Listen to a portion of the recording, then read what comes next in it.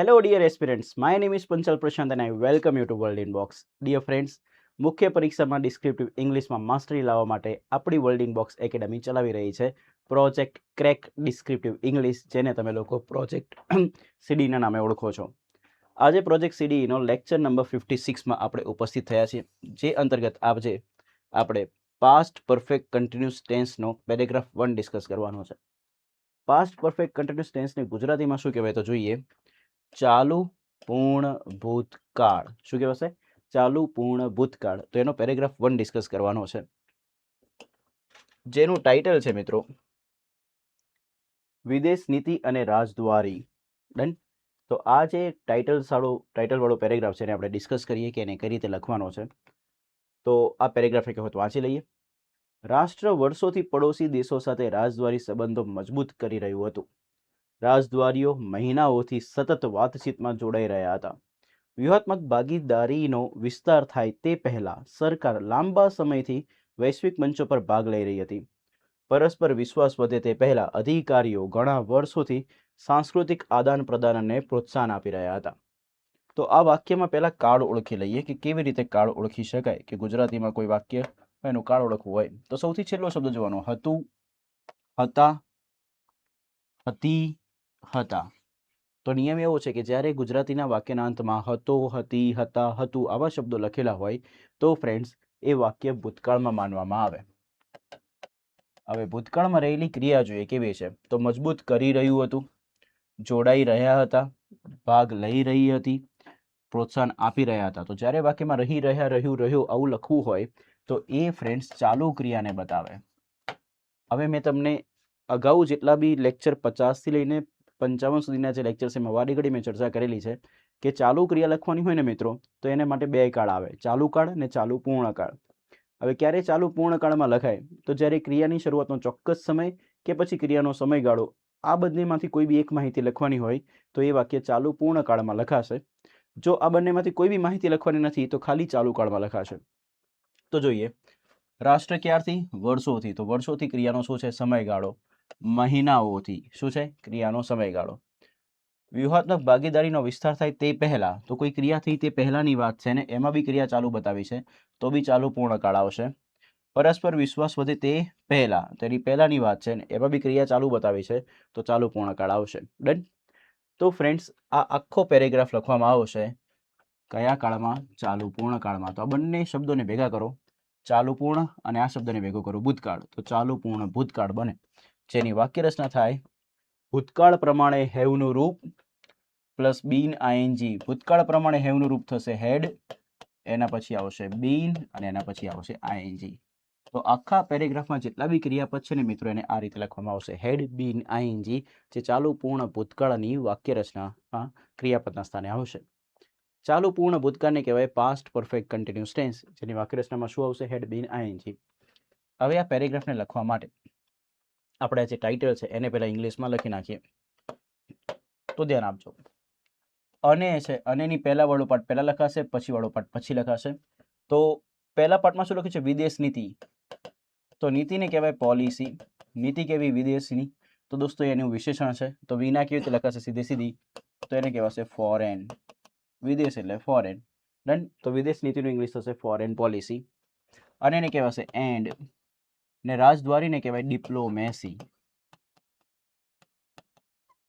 શું કહેવાશે? Diplomacy. Done. તો ફોરેન પોલિસી એન્ડ ડિપ્લોમેસી. તો આ આપણા ટાઇટલ જે આજનો પેરેગ્રાફ છે એનું ટાઇટલનું ઇંગ્લિશ વર્ઝન છે. શું? Foreign policy and diplomacy. તો હવે સરસ મજાના આ જે વાક્યો છે એને આપણે ઇંગ્લિશ લેંગ્વેજમાં ટ્રાન્સલેટ કરવાના રહેશે મિત્રો, તો તમે ફોકસ રહેજો. સૌથી પહેલું વાક્ય, રાષ્ટ્ર વર્ષોથી પડોશી દેશો સાથે રાજદ્વારી સંબંધો મજબૂત કરી રહ્યું હતું. તો અહીંયા શબ્દો શીખીએ. મજબૂત કરવું. મજબૂત કરવાની ક્રિયાને કહેવાય સ્ટ્રેન્થન કરવું. શું? સ્ટ્રેન્થન કરવું. આ જે સ્ટ્રેન્થન શબ્દ છે એ એકચ્યુઅલી સ્ટ્રેન્થ પરથી આવે છે. સ્ટ્રેન્થ એટલે મજબૂતાઈ. મજબૂતાઈને કહેવાય સ્ટ્રેન્થ. ડન. એના પરથી ક્રિયા વિશેષ, દેટ મીન્સ એના પરથી વિશેષણ ક્યાં? એના પરથી ક્રિયાપદ બને મજબૂત કરવું. મજબૂત કરવાની ક્રિયાને કહેવાય શું? સ્ટ્રેન્થન. આનું આઈએનજી વાળું ફોર્મ બનાવે તો પાછળ સ્ટ્રેન્થનિંગ આઈએનજી લાગી જશે. ડન. તો મજબૂત કરવું એટલે સ્ટ્રેન્થન. એનું આઈએનજી વાળું ફોર્મ બનાવો હોય તો અહીંયા આઈએનજી એવું લાગી જશે પાછળ એક્સ્ટ્રા આઈએનજી. રેડી? તો શું બનશે? સ્ટ્રેન્થનિંગ. રાજદ્વારી સંબંધો. તો સંબંધો નામ છે, સંબંધો કેવા? રાજદ્વારી. એનું વિશેષણ છે તો વિના કેવી? સીધે સીધી. રાજદ્વારી સંબંધોને શું કહેવાશે? તો દેખો, હમણાં ટાઇટલમાં બી રાજદ્વારી આવ્યું હતું, તો એ કેસમાં એ નામ હતું, તો એને શું કીધું હતું? ડિપ્લોમેસી. બટ અહીંયા જે રાજદ્વારી જે છે એ નામ નથી, એ શું છે? વિશેષણ છે. તો ડિપ્લોમેસી નહીં લખાય, ડિપ્લોમેસીની જગ્યાએ થઈ જશે ડિપ્લોમેટિક. શું થશે? ડિપ્લોમેટિક. ને સંબંધોને શું કહેવાશે? રિલેશન્સ. તો રાજદ્વારી સંબંધોનું અંગ્રેજી થશે ડિપ્લોમેટિક રિલેશન્સ. પડોશી દેશો. દેશો નામ છે, દેશો કેવા? પડોશી. તો એનું વિશેષણ છે તો વિના સીધે સીધી. પડોશીઓને એને કહેવાય નેબર. ડન. નેબર આ પડોશી થઈ ગયા. ડન. હવે ધ્યાનથી દેખજો, મારે પડોશી દેશોમાં પડોશીને વિશેષણની જેમ લખવું છે તો એના માટે શબ્દ બનશે નેબરિંગ કન્ટ્રીઝ. શું બનશે? Neighbouring countries. આ નેબરિંગ શબ્દ આવ્યો ક્યાંથી? તો નેબર પરથી. નેબર એટલે પડોશી. એમાંથી પડોશી વિશેષણની રીતે આવ્યું ત્યારે શબ્દ શું બની ગયું? નેબરિંગ. ને દેશોને શું કહેવાય? કન્ટ્રીઝ. તો નેબરિંગ કન્ટ્રીઝ. રેડી છે? તો આ બધા વોકેબ આપણે શીખી લીધા છે. હવે આ વોકેબનો ઉપયોગ કરીને આપણે આ વાક્ય બનાવવાનું છે. તો વાક્ય બનાવવા માટે સૌથી પહેલા જરૂર પડશે મિત્રો કર્તાની. કર્તા માટે પ્રશ્ન પૂછીશું કોણથી. પૂછો કોણ રાજદ્વારી સંબંધોને મજબૂત કરી રહ્યું હતું? તો જવાબ પડે છે રાષ્ટ્ર. રાષ્ટ્રને કહેવાય નેશન. હવે શબ્દ છે મજબૂત કરી રહ્યું હતું, તો એના માટે કયો કાળ લખાય? તો હતું એટલે ભૂતકાળ, રહ્યું એટલે ક્રિયા ચાલુ. ક્યારથી ક્રિયા ચાલુ છે? તો વર્ષોથી. તો સમયગાળો લખવાનો તો ચાલુ પૂર્ણકાળમાં આવશે. આ ત્રણેય શબ્દોને ભેગું કરીએ તો બને ચાલુ પૂર્ણ ભૂતકાળ, જેની વાક્યરચના થાય હેડ બીન આઈએનજી. તો અહીંયા શબ્દમાં આવશે હેડ બીન, અને મજબૂત કરવાની ક્રિયાને કહેવાય સ્ટ્રેન્થન કરવું, જેનું આઈએનજી ફોર્મ થશે સ્ટ્રેન્થનિંગ. તો નેશન હેડ બીન સ્ટ્રેન્થનિંગ. હવે આવશે કર્મની વારી. પૂછો રાષ્ટ્ર શું મજબૂત કરી રહ્યું હતું? તો જવાબ મળે છે રાજદ્વારી સંબંધો. તો આપણું કર્મ છે, રાજદ્વારી સંબંધોને કહેવાશે ડિપ્લોમેટિક રિલેશન્સ. વધેલા શબ્દોને કહેવાશે અન્ય શબ્દો. તો અન્ય શબ્દોમાં છે શું? વર્ષોથી પડોશી દેશો સાથે. તો એ અન્ય શબ્દો છે, તો અન્ય શબ્દોને આપણે લખી નાખીએ. ગુજરાતી કરતા અંગ્રેજી ઊંધું તો પાછળથી આગળ આવો. સાથેને કહેવાશે વિથ. પડોશી દેશોને કહેવાશે નેબરિંગ. દેશોને કહેવાશે કન્ટ્રીઝ. વર્ષોથી, તો વર્ષોથી એક ક્રિયાનો સમયગાળો બતાવીને સમયગાળા લખવા માટે આવશે શબ્દ ફોર, અને વર્ષોથી કહેવાશે યર્સ. તો શું બન્યું? Nation had been strengthening diplomatic relations with neighbouring countries for years. Ready છે? તો સરસ મજાનું વાક્ય છે જેની અંદર ખૂબ ઇમ્પોર્ટન્ટ વોકેબ છે. તમારે મને એક કમેન્ટ કરીને જણાવવાનું છે આ જે સ્ટ્રેન્થન શબ્દ છે ને એનું V2 કહેવાનું છે અને એનું V3 કહેવાનું છે. રેડી? ઓકે.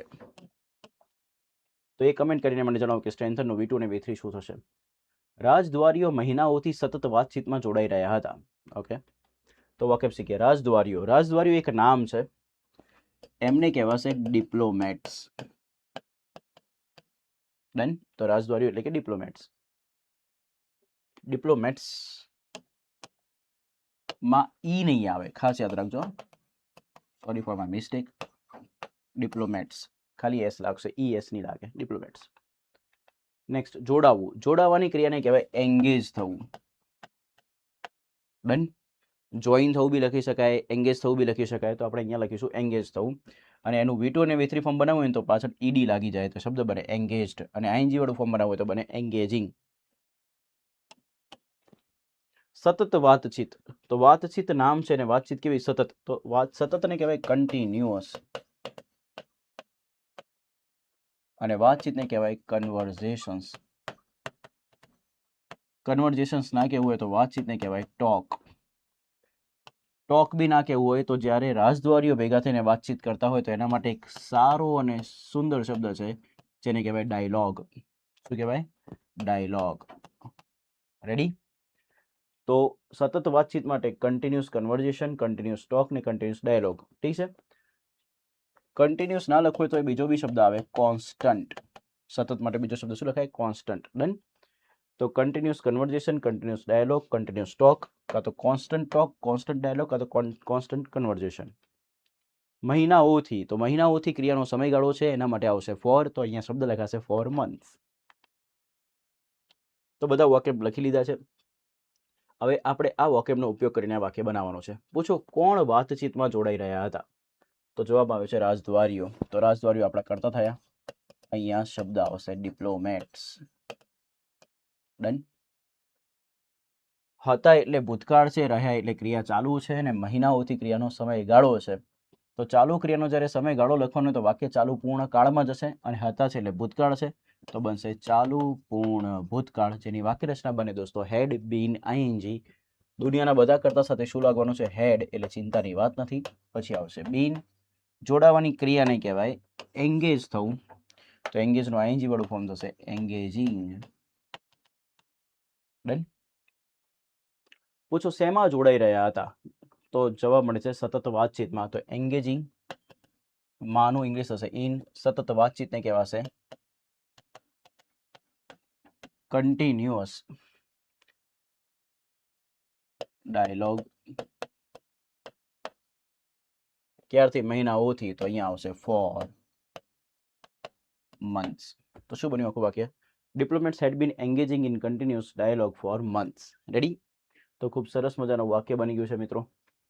આગળ વધીએ. વ્યૂહાત્મક ભાગીદારીનો વિસ્તાર થાય તે પહેલા સરકાર લાંબા સમયથી વૈશ્વિક મંચો પર ભાગ લઈ રહી હતી. આ વાક્યને આપણે ઇંગ્લિશ લેંગ્વેજમાં લખવું હોય તો કેવી રીતે લખી શકાય ફ્રેન્ડ્સ? ધ્યાન આપજો. વોકેબ જોઈએ. ભાગ લેવો, ભાગ લેવાની ક્રિયાને કહેવાય પાર્ટિસિપેટ કરવું. એનું V2 અને V3 ફોર્મ બનાવવું હોય તો પાછળ ઈડી લાગી જાય, શબ્દ બને પાર્ટિસિપેટેડ.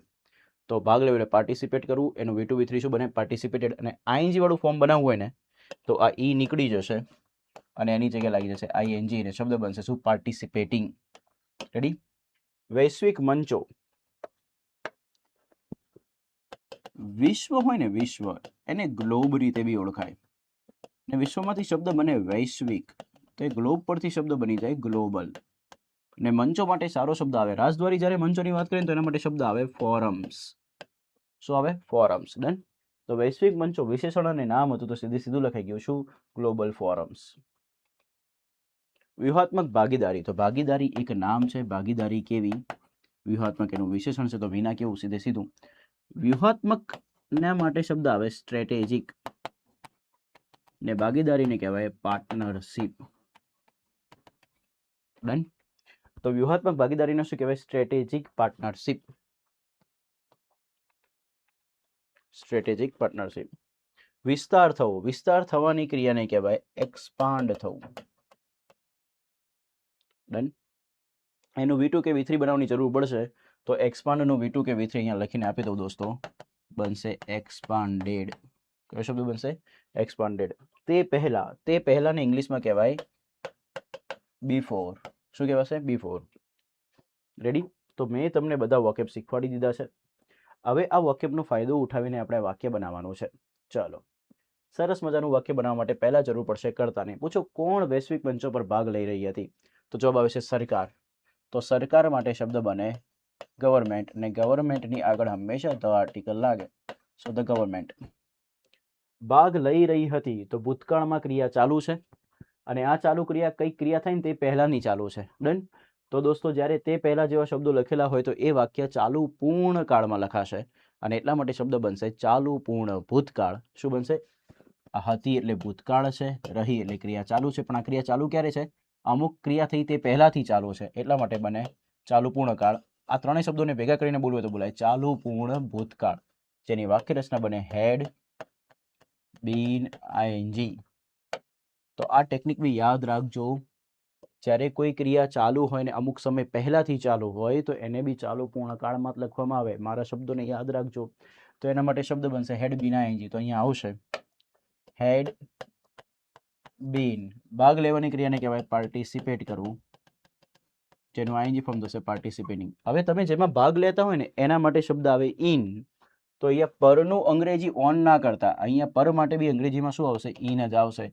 પાર્ટિસિપેટ એટલે કે ભાગ લેવો, જેમાં ભાગ લેતો એના માટે કયું પ્રિપોઝિશન આવે? ઇન. તો પાર્ટિસિપેટિંગ ઇન શેમાં? વૈશ્વિક મંચો પર. તો વૈશ્વિક મંચોને લખાશે ગ્લોબલ ફોરમ્સ. શું લખાશે? Global forums. હવે બાકી વધેલા શબ્દો અન્ય શબ્દો છે તો એને આપણે લખવા પડશે. તો અહીંયા શું બાકી રહ્યું? લાંબા સમયથી. લાંબા સમય જે છે એ ક્રિયાનો સમયગાળો છે અને ક્રિયાનો સમયગાળો બતાવેલો હોય તો પણ દોસ્તો એ ચાલુ પૂર્ણ કાળમાં લખાય. એ રીતે બી તમે વિચારી શકો છો. અને લાંબા સમયને દર્શાવવું હોય તો લખાય ફોર લોંગ ટાઈમ. ડન. હવે બાકીના શબ્દો આપણે લખવાના રહેશે. વ્યૂહાત્મક ભાગીદારીનો વિસ્તાર થાય તે પહેલા. તો ગુજરાતી કરતાં અંગ્રેજી ઊંધું છે તો પાછળથી આગળ આવવું પડશે. તો પહેલાને ઇંગ્લિશમાં કહેવાશે બિફોર. તે પહેલાનું અંગ્રેજી શું થઈ ગયું? બિફોર. વ્યૂહાત્મક ભાગીદારીનો વિસ્તાર થાય. પૂછો કોનો વિસ્તાર થાય? તો વ્યૂહાત્મક ભાગીદારીનો. તો વ્યૂહાત્મક ભાગીદારીનો વિસ્તાર થાય તો એ વિસ્તાર થવાની ક્રિયા કોના ઉપર થાય છે? તો વ્યૂહાત્મક ભાગીદારી ઉપર. તો મેં પ્રશ્ન પૂછ્યો કોનો. કોનાથી પ્રશ્ન પૂછે ને તો તમને કર્મ આપેલો છે, કર્તા આપેલો નથી. હવે ફ્રેન્ડ્સ કર્તા આપેલો ના હોય તો વાક્ય છે ને પેસિવ વોઇસમાં લખવું પડશે. તો વિસ્તાર થવાની ક્રિયા કોના ઉપર થાય છે? વ્યૂહાત્મક ભાગીદારી ઉપર. તો એને પેસિવ વોઇસમાં લખવું પડશે. અને પેસિવ વોઇસમાં લખવા માટે પહેલા કર્મ લખવો પડશે. પૂછો કોનો વિસ્તાર થાય? તો વ્યૂહાત્મક ભાગીદારીનો. તો વ્યૂહાત્મક ભાગીદારીને કહેવાય સ્ટ્રેટેજિક પાર્ટનરશિપ. પેસિવ વોઇસમાં પહેલા કર્મ લખવું પડે. શું લખવું પડે? કર્મ. ઠીક છે. આનું એક આખું અલગથી હું સેશન બી લઈશ. પેસિવ વોઇસની પ્રેક્ટિસ બી કરીશું, પણ અત્યારે ખાલી થોડું આટલું યાદ રાખો. ઠીક છે. Strategic partnership. હવે બીજા પાર્ટમાં ક્રિયાપદ લખવું પડશે વિસ્તાર થવું. વિસ્તાર થવાની ક્રિયાને કહેવાય દોસ્તો એક્સપાન્ડ થવું. પણ આને મારે પેસિવમાં લખવું પડશે. અને મારું વાક્ય ભૂતકાળમાં છે તો બિફોર પછી જે બી વાક્ય લખું ને, આ શબ્દને યાદ રાખજો, બિફોર પછી જે બી વાક્ય લખું, એક્ટિવમાં લખું કે પેસિવમાં લખું, એ વાક્ય ફ્રેન્ડ્સ સાદા ભૂતકાળમાં લખાશે. કયા કાળમાં? સાદા ભૂતકાળમાં. અને સાદા ભૂતકાળમાં તમે કયું રૂપ લખો છો? V2. પરંતુ અત્યારે મને જરૂર છે કયા વોઇસની? પેસિવ વોઇસની. તો પેસિવ વોઇસ માટે ક્રિયાપદ લખવું પડે વોઝ વેર V3. શું લખવું પડે? Was wear V3. Partnership singular નામ છે એટલા માટે આવશે વોઝ અને પછી આવશે V3. તો એક્સપાન્ડ નો V3 શું થશે? એક્સપાન્ડેડ. આખું વાક્ય શું બન્યું? The government had been participating in global forums for a long time before strategic partnership was expanded. Ready છે? તો આ સરસ મજાનું વાક્ય આપણે ફ્રેમ કર્યું છે ફ્રેન્ડ્સ. આ વાક્યમાં નવો કોન્સેપ્ટ શું આવ્યો? પેસિવ વોઇસનો. હજુ હું તમને કહું છું પેસિવ વોઇસના સ્પેશિયલ લેક્ચર્સ આવશે.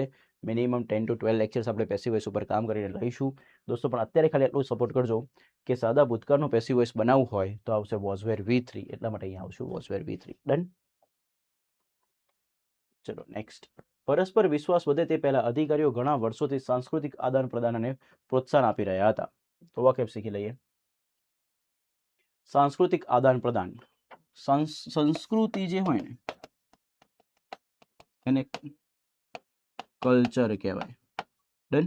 સંસ્કૃતિ પરથી શબ્દ બને સાંસ્કૃતિક. જે વિશેષણ છે એને કહેવાય કલ્ચરલ. કલ્ચરલ. આદાન પ્રદાનને કહેવાય એક્સચેન્જીસ. તો સાંસ્કૃતિક આદાન પ્રદાનને શું કહેવાશે? Cultural exchanges. રેડી છે? પ્રોત્સાહન આપવું. પ્રોત્સાહન આપવાની ક્રિયાને કહેવાય પ્રમોટ કરવું. એનું V2 અને V3 થશે પ્રમોટેડ અને ING વાળું ફોર્મ થશે પ્રમોટિંગ. તો પ્રમોટ, પ્રમોટિંગ. અધિકારીઓ. અધિકારીઓને કહેવાય ઓફિસર્સ. ઓફિસર્સ ના કહેવાય તો કહેવાય ઓફિશિયલ્સ. ઓફિશિયલ્સ ના કહેવાય તો કહેવાય ઓથોરિટીઝ. આ ત્રણમાંથી કોઈ બી શબ્દ તમે લખી શકો છો અધિકારીઓ માટે. તો આપણે લખીએ છીએ ઓફિશિયલ્સ. બીકોઝ રાજદ્વારીઓની વાત છે ને એટલે ઓફિશિયલ્સ બેટર વર્ડ છે. પરસ્પર વિશ્વાસ. આપણે રિલેશનશિપમાં પરસ્પર વિશ્વાસ હોવો જરૂરી છે. એટલે કે મ્યુચ્યુઅલ ટ્રસ્ટ. કેવું ટ્રસ્ટ? Mutual trust. તો વિશ્વાસ તો છે પણ કેવું? પરસ્પર.